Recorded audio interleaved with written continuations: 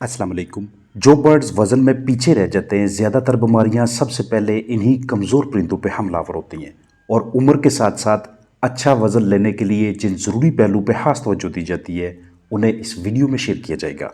घरेलू पैमाने पर रखे गए बर्ड्स के लिए अंगूरी सिरका, कुकिंग ऑयल, खुश्क दूध या दूध की मलाई, कार्बोनेटेड मिक्सचर, टोनी लीवर और जहाँ पे उन्हें रखा गया है वहाँ पे बांस और डंडू का इस्तेमाल करवाना उनके वजन की बढ़ोतरी में अहम किरदार अदा करता है। हर वो फ्लाक का जिसका चूजा मायारी हो, अच्छी नस्ल का हो, अच्छी यकसानियत हो, यानी ना तो बहुत ज़्यादा मोटे चूजे हों और ना ही बहुत ज़्यादा कमज़ोर, तकरीबन देखने में एक जैसे चूजे दिखाई दें, उन्हें बीमारियों से महफूज रखना और उनका अच्छा वजन लेना हमारे लिए भी आसान हो जाता है। चूजे की वेंट गीली नहीं होनी चाहिए, उसकी नेवल खुश्क होनी चाहिए और जो उसकी ब्रूडिंग का दौरानी है, यानी पहले हफ्ता 10, 12, 14 दिनों तक इंतहाई निगहदाश्त वाला पीरियड, इस दौरान हमने उनके टेम्परेचर और ह्यूमिडिटी दोनों पे खास तवज्जो करनी है। जितनी तादाद में आपके पास बर्ड्स हैं उसी हिसाब से खुराक और पानी के बर्तन पूरे होने चाहिए, क्योंकि बर्तनों की शार्टेज ये भी फ्लाक में साइजिंग पैदा करती है। आगाज में चूजों को एक मुनासिब जगह दरकार होती है, यानी कि ना बहुत ज़्यादा खुली और ना बहुत ज़्यादा तंग, और वक्त के साथ साथ इसे खोलना पड़ता है। जो चूज़ा आपको बहुत ज़्यादा छोटा नजर आता है या बहुत बड़ा नजर आता है, वक्त के साथ साथ उसकी ग्रेडिंग कीजिएगा। छोटे की फीड नॉर्मल फ्लाक की निस्बत थोड़ी बढ़ा दें और बड़े की फीड पूरा हफ्ता इसी शेड्यूल के तहत चले और हफ्ते के बाद इन बर्ड्स को भी दूसरे नॉर्मल फ्लाक के साथ मिक्स कर दें। आपके पास एक मायारी किस्म का स्टार्टर राशन होना चाहिए, क्योंकि बगैर मायारी खुराक के चूजों का वेट गेन अच्छा नहीं आता। रोशनी यानी सनलाइट, रात को आपने उन्हें रेस्ट देना है और दिन के औकात में जो नॉर्मल रोशनी कुदरत की जानब से दस्तयाब है वो उन्हें दीजिएगा, ताकि उनको बाकायदा रेस्टिंग पीरियड भी दिया जा सके। आपने वो वाले चिक्स पहले हफ्ते के अंदर ही बाहर निकाल देने, कल कर देने, सेल कर देने, कि जिनका आपको लगता है कि ये आगे की लाइफ में, आगे की ज़िंदगी में बेहतरीन तरीके से आपको कारकर्दगी नहीं देंगे। प्रोटीन अगर आपको नॉर्मल मतवाजन कमर्शल गज़ा से दस्तयाब नहीं होती, तो घरेलू पैमाने पे सब्जियों, फलों, मुख्तलिफ बीजों और अनाजों की शक्ल में इसका एक बेहतरीन सोर्स हमारे पास होता है, वो लाजमी मुहैया कीजिएगा। खुराक की किल्लत, खुराक का अफाका किसी सूरत में नहीं होना चाहिए। बर्ड्स की उम्र कोई भी है, आप ज़्यादा देर तक उनके सामने वही पानी नहीं रख सकते। उसका एक शेड्यूल बनाइएगा, उसके तहत हर 2.5, 3 या 4 घंटों के बाद लाजमी उसे तब्दील करना। जितना ज़्यादा आप बर्ड्स को तनाव से, स्ट्रेस से दूर रखने में कामयाब रहेंगे, उतना बीमारियाँ कम हमलावर होंगी। जैसे ही आप महसूस करें कि आपके बर्ड्स की पीठें ठीक नहीं है या उनका पेट फूलता जा रहा है, उस सूरत में आपने उनकी फ्लशिंग करवानी है। या फिर अगर वो फीड से ही नहीं खा रहे, किसी भी उम्र में आपके परिंदे, अगर आपको बीठू में या किसी और साइन सिम्टम को देखते हुए कीड़े नजर आते हैं, तो डिवर्मिंग कीजिएगा। एंटीबायोटिक्स से परहेज करना है। लेकिन अगर हमारी मिसमैनेजमेंट की वजह से मुख्तलिफ जरासीम में बैक्टीरिया फ्लाक के ऊपर हमलावर होते हैं, तो उस सूरत में उन्हें यूज़ किया जा सकता है। आप अपने फ्लाक को बीमारियों से बचाने के लिए सबसे बेहतरीन स्ट्रेटजी ये अपना लेते हैं कि उन्हें वैक्सीन करवाई जाए, इसमें कोई समझौता ना हो। डिबीकिंग, आगाज़ में उनकी चूंच काटिएगा, क्योंकि आगे चल के जिन बर्ड की चूंच सही नहीं होती वो गज़ा सही तरीके से नहीं खा सकते और उनका वजन भी सही तरीके से नहीं बढ़ता। आप लाइमस्टोन को या खुश्क दूध को, दोनों में से किसी एक को भी इस्तेमाल करवा के अपने बर्ड का जिस्मानी वजन बढ़ा सकते हैं।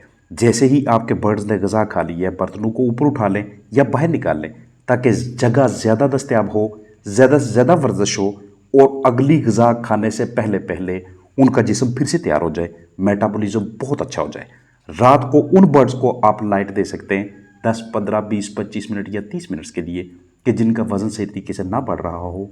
उन्हीं औकात में, उसी महसूस दौरानिया के अंदर गज़ा और पानी दे के, लेकिन चंद ही दिनों के लिए आप उनका वजन बढ़ा सकते हैं। ठंडे औकात में ज़्यादा गज़ा देनी है, क्योंकि आजकल के वेदर के मुताबिक बर्ड दिन के औकात में कम गज़ा खाते हैं। नमी आजकल एक बहुत बड़ा इशू है। इसे बढ़ाने के हवाले से आपने वहाँ पे कोई स्प्रे पंप या बाहर की जानब स्प्रे करना, या फिर अंदर की जानब कुछ इस तरह के बाउल्स रखने के जिनमें पानी मौजूद हो, या ह्यूमिडिफायर लगा के, या फिर अंदर एयर कूलर का इस्तेमाल करके। यूनिफॉर्मिटी यानी कि यकसानियत, आपको अपने फ्लाग को अगर एक जैसा रखना आता है तो ये आपके फ्लाग के वेट गेन के वाले एक शानदार सरगर्मी होती है। इसमें हम हर हफ्ते अपने बर्ड्स का वजन करते हैं, एक रैंडम सैंपल लेते हैं, उसके मुताबिक देखते हैं कि कितने बर्ड्स ऐसे हैं कि जिनका वजन बहुत पीछे है, फिर उनकी ग्रेडिंग करके उस हिसाब से ग़िज़ा को एडजस्ट करते हैं। नीचे मौजूद बिस्तर का, बिछाली, बरादे का हमारे बर्ड के वज़न हासिल करने में भी अहम किरदार रहता है। गर्मियों में आपने अपने बर्ड के नीचे अगर कोई बिस्तर बिछाया हुआ, चावल का छिलका या कोई और, तो उसका कम अज़ कम आपने 1 से 1.5 इंच लेवल रखना है। मौसम सरमा में इसे हम बढ़ा देंगे। हमेशा अगर आप एक फ्लाग निकाल चुके हैं तो उसका सारा डेटा अपने पास रखिएगा, ताकि अगले फ्लाग के साथ इसका तजिया किया जा सके। जो भी आपने बंदा रखा हुआ बर्ड्स की केयर के वाले से, उसे बार बार तब्दील ना कीजिएगा। हमेशा कोशिश यही होनी चाहिए कि जो यूनिफॉर्म, स्लीपर या दीगर टूल्स आप बर्ड्स के लिए इस्तेमाल करते हैं वो बाहर ना लेके जाएं। खुराक की तकसीम का तरीकाकार आपका ऐसा होना चाहिए कि आपके सारे के सारे बर्ड्स को, चाहे वो चुस्त हैं चाहे बीच में जो लागर हैं, सबको वो तकसीम होनी चाहिए। बीठू को आपने देखना है सुबह के औकात में जरासीम कुशी के वाले से आपके पास कोई ना कोई जरासीम कुश मटीरियल दस्तियाब होना चाहिए, ताकि फ्लाग को मुख्तलिफ जरसूमों से बचा के उनकी इम्यूनिटी को, क़ुव्वत मदाफ़त को मेंटेन रखा जा सके। अगर आप बीच में नए परिंदे लेके आते हैं तो पहली तो कोशिश यही होनी चाहिए कि एक जगह पे एक ही फ्लाग मौजूद हो, उसमें दूसरे बर्ड्स इंट्रोड्यूस मुतारफ़ ना करवाएं। लेकिन अगर कराने पड़ते हैं तो कम अज़ कम 14 दिनों के लिए उसे क्वारंटीन करके रखें, अलहदा करके रखें।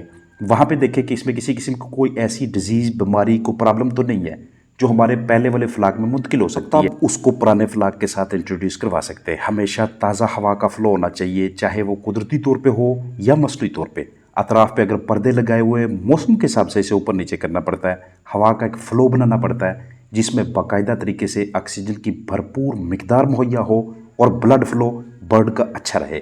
खुराक की टाइमिंग को बार बार आपने तब्दील नहीं करना, और ना ही खुराक की मिकदार को एकदम से आपने बढ़ा देना या कम करना है। हमेशा ग्राम्स के हिसाब से आधा ग्राम या 1 ग्राम का चौथा हिस्सा करके आहिस्ता आहिस्ता बढ़ाइएगा। अगर आपको खुराक चेंज करनी पड़ती है तो पहले दिन पे आप जो पुरानी खुराक दे रहे हैं वो आप देंगे 75% और नई ग़िज़ा 25%।